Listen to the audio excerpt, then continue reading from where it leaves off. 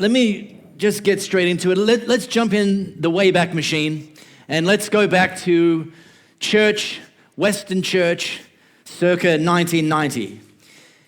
And in Western Church, circa 1990, Christian bookstores were inundated with a thing called a WWJD bracelet. How many of you remember the WWJD bracelets? Okay, yeah, good. How many of you ever owned a WWJD bracelet? All right. How many of you are still wearing one this morning? Okay, wave it in the air like you just don't care. Nobody? All right, fair enough. Good choice. This phenomenon, WWJD, stands for What Would Jesus Do? And when we were planning this series, our planning team, we couldn't quite remember what the genesis of this idea was. You know, what is this really? What's the motivation here? Is this one of those boundary setting thing, like you're about to do something wrong, about to do something naughty, something sinful, and your friend says, before you do that, you might want to ask yourself, what would Jesus do? Possible, we couldn't remember. Or is it more of a permission slip, like in this situation or in these circumstances, or what would Jesus do? And anyway, so I, being diligent, did some research, and basically was reminded in a sense that this idea came from a book written in 1894 by an author called Charles Sheldon, and he wrote the book called In His Steps. This book's actually sold over 30 million copies, which is pretty good as far as sales go. And in the book, it's kind of an allegorical tale of a small town in America where the town essentially chose to ask themselves the question, what would Jesus do? Because here's the thing, you can read the Bible from cover to cover, and I recommend you do. You can read the Bible regularly throughout, slice and dice it. There is certain things, certain circumstances, certain situations that you and I will face that actually there's not always a prescriptive answer, a prescriptive what should I do in this situation. And so there's this sense of, well, I'm not sure. The Bible doesn't just say, in this case, 1, 2, 3. So we have to kind of get inside of the mind of Jesus. What would Jesus do in certain situations? How many of you have ever given someone a gift and you really kind of revved yourself up and you put a lot of thought into it, you maybe even outlaid a good chunk of cash and you gave it to that person and their response was a little underwhelming. Has anyone ever been faced with that one? Me too. I feel your pain. I've been married, Louis and I have been married, last week I said 21 years. We've been married for 21 years. Apparently that's not correct. She said 20, so I've been married for 20 plus years. I'm just going to say that from now on. We've been married for 20 plus years, and if you go back through Louise's Instagram feed, you will not see any bragging photos from her of gifts that I've given her. Unless they're tagged with a hashtag fail. Like I have not done well when it comes to giving gifts. In fact, when we first were dating, Louis, and first married, or we were engaged, Louis turned 21. And I thought a great gift for my soon-to-be wife on her 21st birthday would... I thought a great gift, and I gave her this gift, was a frying pan.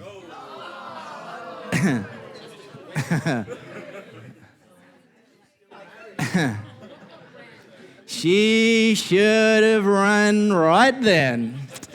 Because here's the thing, as far as gifts giving go, from me to Louis, that was my peak. That was as good as it gets. I actually got progressively worse, if you even thought there was such a thing as worse. There was, I can show you. So anyway, recently Louis was turning 40, and I thought, 40, it's one of these milestone birthdays. Here's my chance. Here's my chance to turn it all around. So several years ago, I'd found this gift idea, and I thought, boy, that would be a great gift to give Louis. So I kind of put it in the back of my mind. I didn't have occasion to get it for her. It was a little bit complicated. But Louis coming up for 40, and I'm thinking, yeah, this is my chance.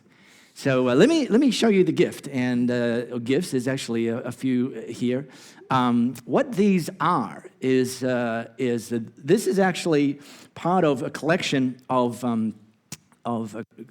kind of dining ware that were created for the Italian Air Force in the 1950s, for the officers of the Italian Air Force in the 1950s. And they were actually discovered in a locked-up storage warehouse just outside of Rome, unused, not unboxed.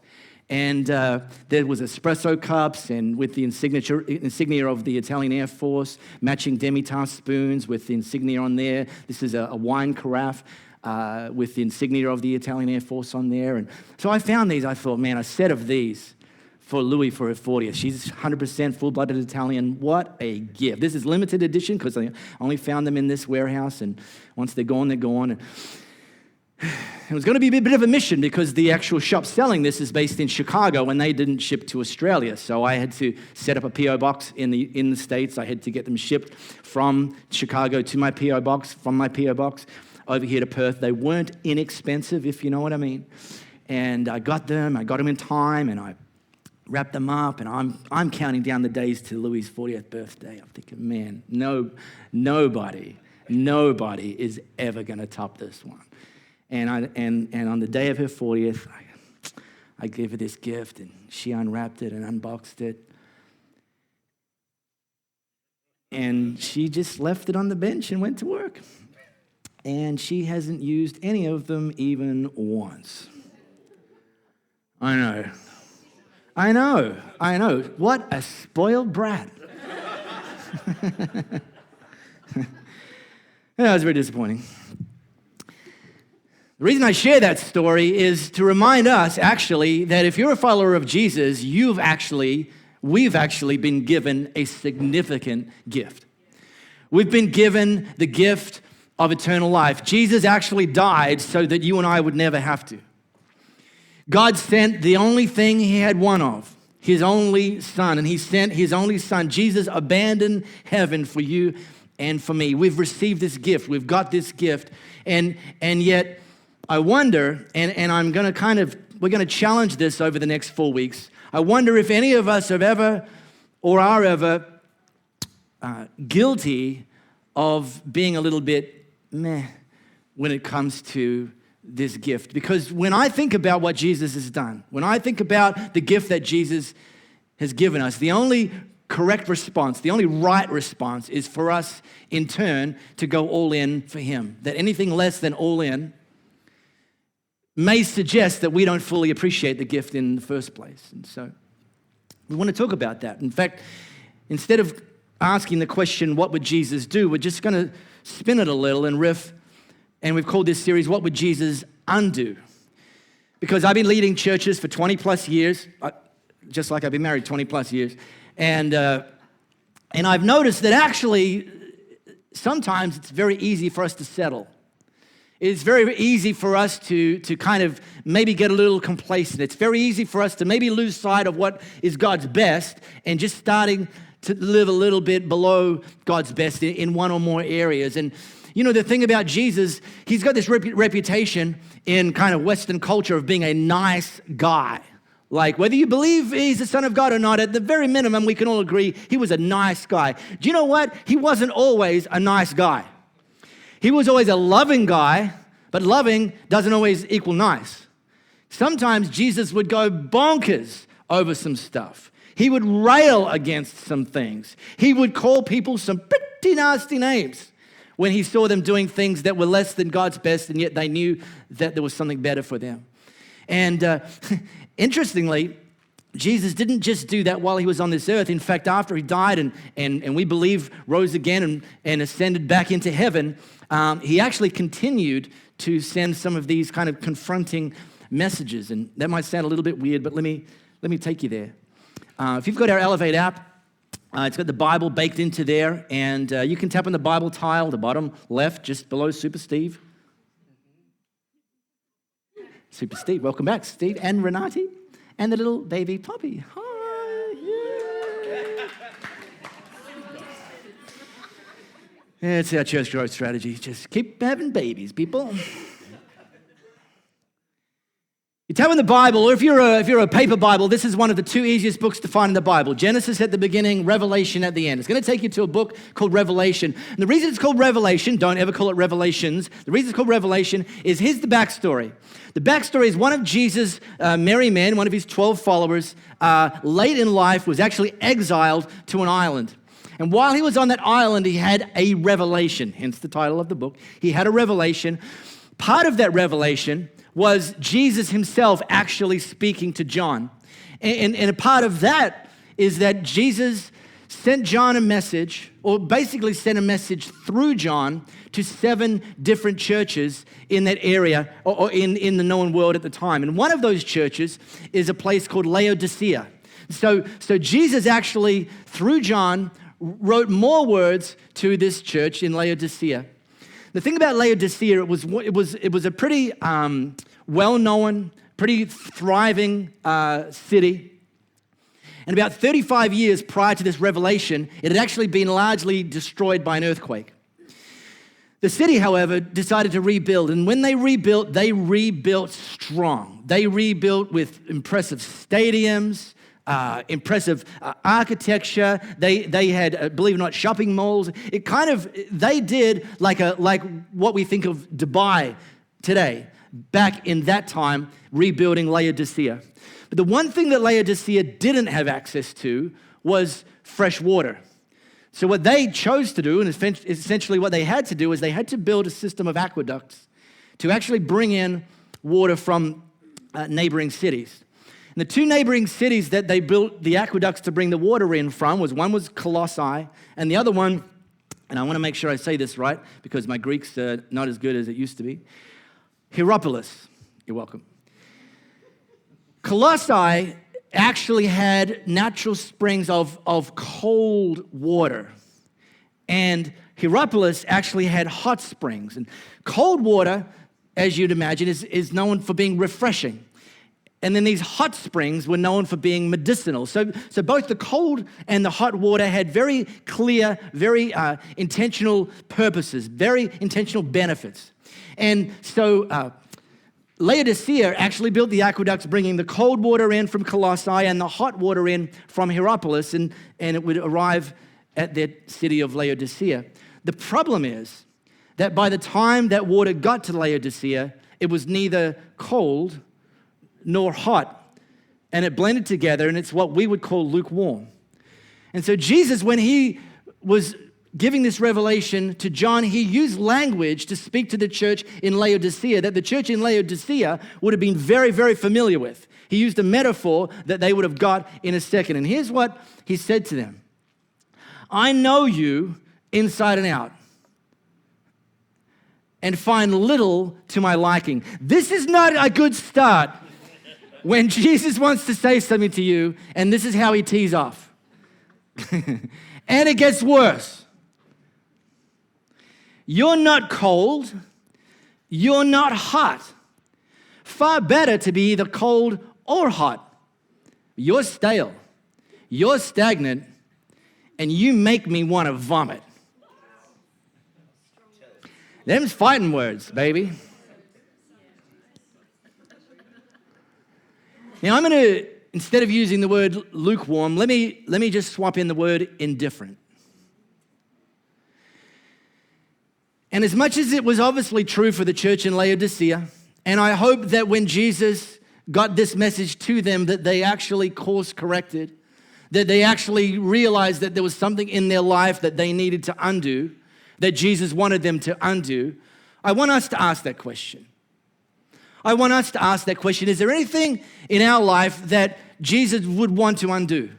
Is there any area that we've settled? Is there anything that we're neither hot nor cold and we just kind of meh? That instead of living all in, instead of taking it to the limit, instead of saying, God, what's your best? I want to go after you and I want to go after your best. We're just kind of indifferent. And if you are, by the way, this is going to be a pretty confronting message, but it can end well. If you're indifferent, you're probably not alone. Because it's very easy to get to this place. Last week I talked about drifting, that we can actually drift away from following Jesus, not necessarily, not even typically in an instant, but generally it's a gradual, over a period of time kind of thing. The same with indifference, that we first meet Jesus and we're hot for him, and yet sometimes, for some of us, there's areas in our life that over the course of time, gradually, we've become indifferent. And one reason is, and Jesus himself pointed this out, is self-sufficiency. Jesus went on the very next breath saying to this church in Laodicea, you brag, I'm rich, I've got it made, I need nothing from anyone. Oblivious to the fact that you're a pitiful, blind beggar, threadbare, and homeless. This was 2,000 years ago. I kind of think this is even more applicable today. That self-sufficiency has become something of a god in its own right. That you and I, we're actually in a culture that teaches us to be self-sufficient. That actually provides us with certain tools that make it easy for us to be self-sufficient. I mean, you've got your job, you've got your Netflix subscription, you've got your comfy couch, and you've got your nice television. And they're not bad things. I have all of those as well. I have a 4-burner barbecue. Some of you do too. They're not all bad things. But the danger is that we may be spending all of our time, money, and energy accumulating stuff, but it's not always the stuff that matters most. And whilst the stuff isn't necessarily evil or wrong or bad, if that's the source of our attention, if that's our focus, if that's our primary goal, if that's what we're chasing after, if that's all we're going after so that we can be self-sufficient, the trick is, or the trap is, our life can be full of stuff but empty of purpose. And I want to put it to you that as followers of Jesus, our life should actually look different from those people in our sphere who aren't yet following Jesus. There should actually be tangible, noticeable things that are different with how we approach life than somebody who's not a follower of Jesus. And yet, I've seen people who are followers of Jesus that don't actually scratch and smell much different from people who aren't yet following Jesus. You know, when we make our January goals, resolutions, whatever you want to call them, we make our January goals. Some of you have made January goals in the past, and you may have said, yeah, this year I'm gonna get better at my job. That's my goal. I'm gonna drop a few kilos. That's my goal. I'm gonna spend more time with my kids. That's my goal. I'm gonna start a new hobby. That's my goal. And none of these are bad things. But are we and do you bake in kingdom goals in your goals? Or do your goals just look like your next door neighbor or the person in the cubicle next to you? Because some kingdom goals, and it's not for me to tell you what you should level up in your goals, but let me just give you a few kickstarters. Have you set a goal at the beginning of the year to become a more effective team member in the team you serve here at Elevate Church? So we say to our team members, are you getting better or just getting ready? And going through the motions. Is that a goal? Getting better at your job, fantastic. What about also getting better at serving in the church? What about a goal of this year I'm going to invest in my marriage? Maybe that means you're actually going to go to some counseling together. Not because your marriage is completely off the rails, but you want an upgrade and you'd like someone to give you a hand. That's fantastic. That's a kingdom goal. Maybe it's a financial goal that's not just about increasing your superannuation, but also increasing your giving. That's a kingdom goal. Maybe it's stepping up to lead. You know, you've been a team member or a part of an Elevate group for a certain season or for a period of time, and you're thinking, I'm gonna put a stretch goal in there, a kingdom stretch goal, and step up into more of a leadership goal. I'm going to read the Bible in a year. I'm going to start in January. I'm going to finish in December. I'm going to go through the Bible in a year. Some of you have done that. Some of you have never done that. That's a kingdom goal. I'm going to lead one person to Jesus this year. That's a kingdom goal. I'd almost put it to you that's the most important of all of these examples that I put in there. And yet, without judging, when's the last time you led someone and introduced them to Jesus. Self-sufficiency. Another one is distractions, and this one doesn't need much underlining. You get it. This is life. Life. We've got everyday stuff coming at us. Jobs to go to, bills to pay, kids to drive around, dishes to do. And then we get road bumps along this everyday journey of life. Kids get sick, car breaks down, and maintaining this intense focus on Jesus sometimes becomes difficult because either we look away or our view just gets cluttered. And it's easy. I get it. So I wanted to show you a few warning lights that you have on your dashboard. You might not know you have them on your dashboard, but you do. Because warning lights are a good thing to pay attention to. I got on my little convertible Vespa this morning. Thanked God that He'd answered my prayer for it to not be raining. And I started her up, and the little yellow need petrol light came on. And I paid attention to that. I went to the petrol store. It's not called the petrol store, is it? I'm not much of a car guy. I don't even own a car. I went to the gas station, the fuel station, the servo. All right, I knew I'd get there eventually. Aussie, Aussie, Aussie. And I put petrol in. The warning light I paid attention to. So here's some warning lights that maybe highlight that you may have some indifference going on that you may not even be aware of. And I just need to warn you, this may hurt a little. But I love you. And I'm saying these to you because I love you. I would never want to hold back if I think it's going to help you. But this might hurt a little. Here's a warning light. You're more concerned with pleasing people than pleasing Jesus.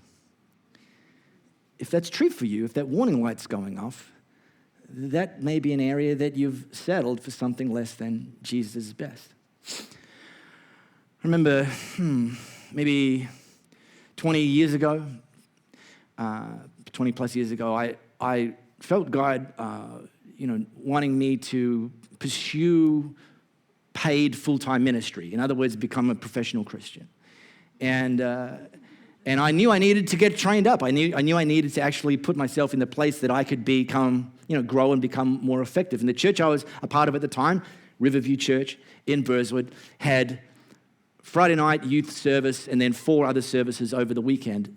I would go to all 5 weekend services. I wasn't paid to be there. I would serve on the Friday night at the youth ministry, and I would be at all 4 services. Now, I didn't feel God telling me that everyone should do that, but I felt God telling me for a season of my life that I should do that every time those church doors were open, that I was meant to be sitting in there and allowing myself to grow and go on this kind of fast-track journey.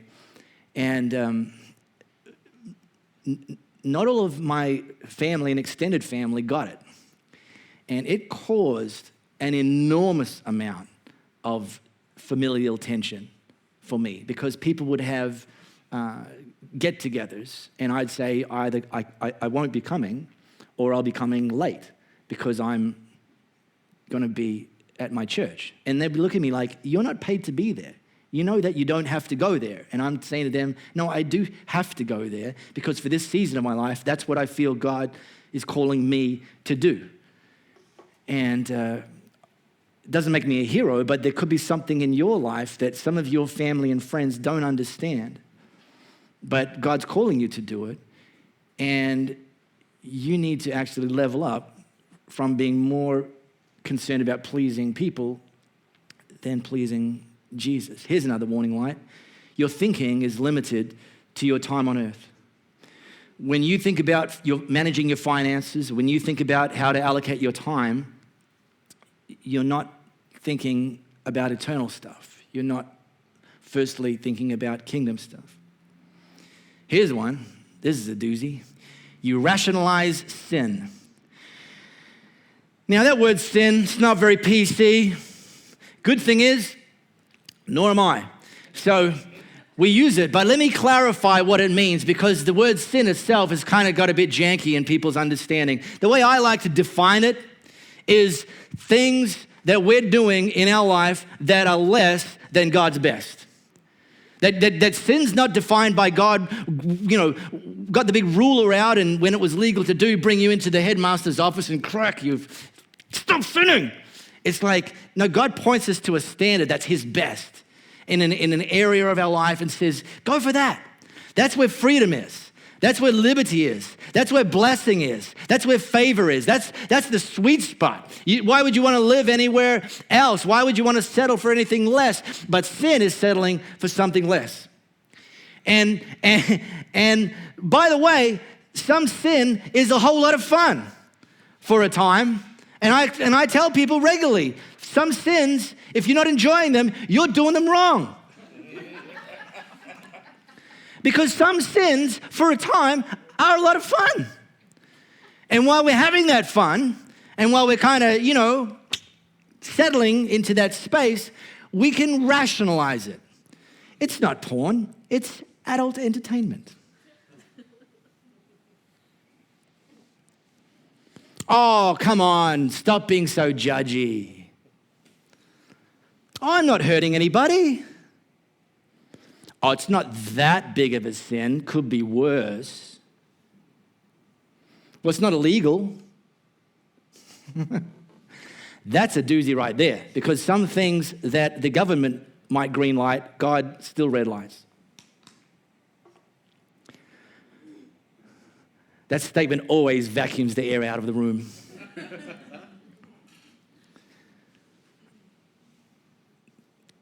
Another warning light, you believe in Jesus, but you rarely talk about him. When's the last time you've shared about your relationship with Jesus with a friend? I'm not talking about being that guy at work. Oh, good. Here he comes.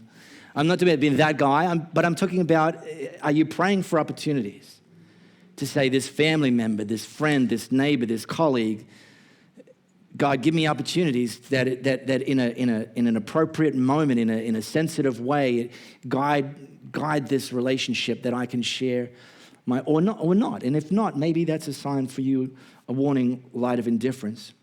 Here's one. You only turn to God when you need him. That God for you isn't God. He's more like a genie in the bottle when you want some money, or an emergency room doctor when something's gone wrong. And yet God says, boy, so much more I've got for our relationship than just turning to me when you need me. And then this one, you're not very different. And I've alluded to this, you're not very different from the people around you who aren't yet following Jesus. You raise your kids exactly the same way as they raise their kids. The things you give your time to, it pretty much looks like the things they give their time to. The way you manage your finances, it looks pretty similar to the way they manage their finances. The words you use and how you conduct yourself and how you invest in your marriage looks kind of the same as them. And it doesn't make you better than them, but I'm saying that God actually gives us and calls us to something more, something better, something higher. You're not very different. Or there's this one. You're not very different from this time last year. You've settled with just enough Jesus to save you, but not enough Jesus to change you.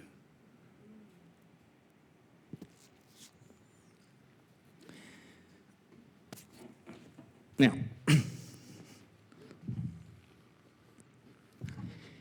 this list, hopefully, is evocative for some of you.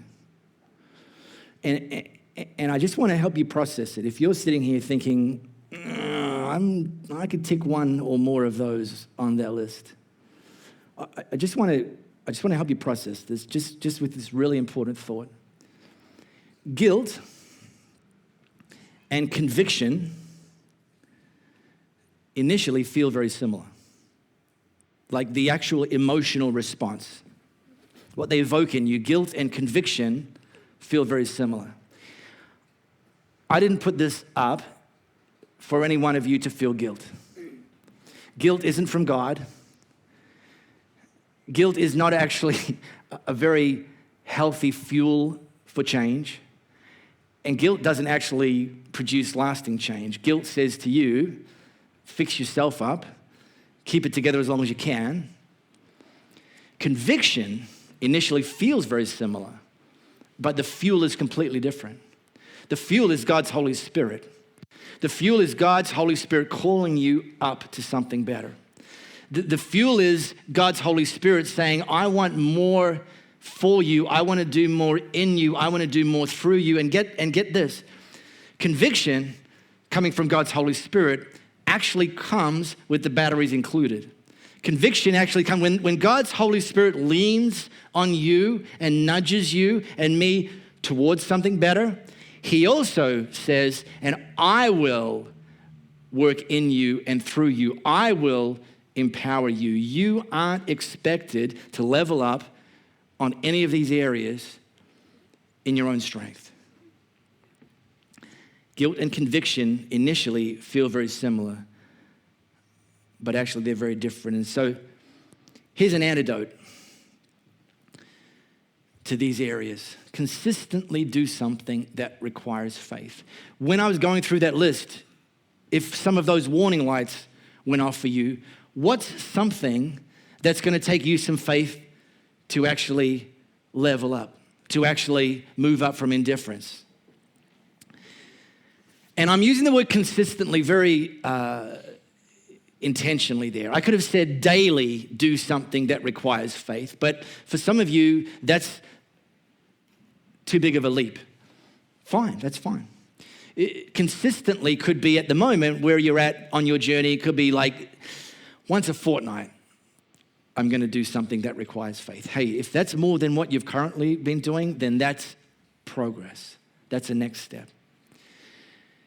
It could be the obvious things. I'm going to read my Bible more often. Okay, cool. I get it. Pray more often. That's fine. That's great. I'm going to step up my giving. That's good. I'm going to confront that sin that I've been just rationalizing. Fantastic. And that's going to require some faith because often sins become habits and habits become comfortable and we have to take them off and become someone different. It requires some faith. Maybe it's apply for a job. Maybe you've settled for something less than what God's actually put you on this earth to do in the marketplace. Launch a business, start a course. Maybe the thing that's going to require some faith for you is to forgive that person that doesn't deserve your forgiveness. That you've settled for allowing their behavior to become toxic in your heart, and the only way to get that out is to actually release them through forgiveness, and that's going to take some faith because forgiveness is giving the other person what they don't deserve. Maybe it's to have that difficult conversation. That person that's been consistently overstepping those boundaries, and you've just settled. You've just allowed them.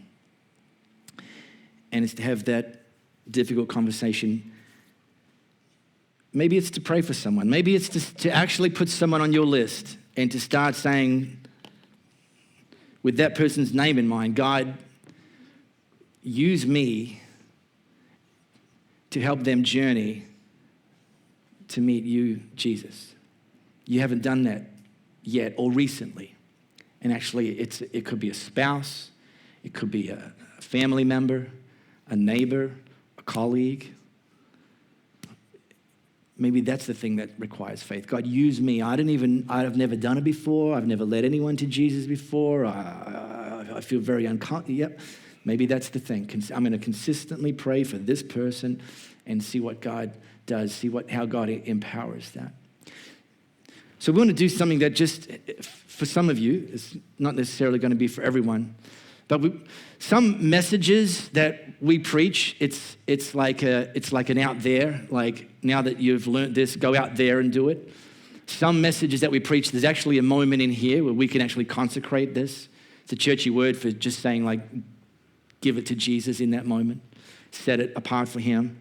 So we just want to do this. This isn't going to be for everyone, but our team's just put a very simple feature over here with some knots.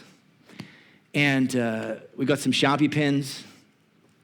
And there may be something in that list that you've actually identified or God shone a light on for you that you need to actually undo. That Jesus would say, I got something better. Let's undo that and let's level up. And if that's if you think, yeah, I get it, then the first 20 people, there's 20 knots. Grab a pen, just write on one of the knots, and we're just going to take a few moments. We're going to worship, and I really believe that in this moment, that God will actually shift some stuff in your heart. And once you've written whatever it is on there, just take a moment and using my best Boy Scout training, just undo that. And trust that actual physical response is actually symbolic and demonstrative of something happening in the supernatural realm. So just stay seated. We're just going to worship. And in your own time, 2-3 minutes, just waddle over there, grab a pen. There's steps around the back, so be careful, but that's the way up there.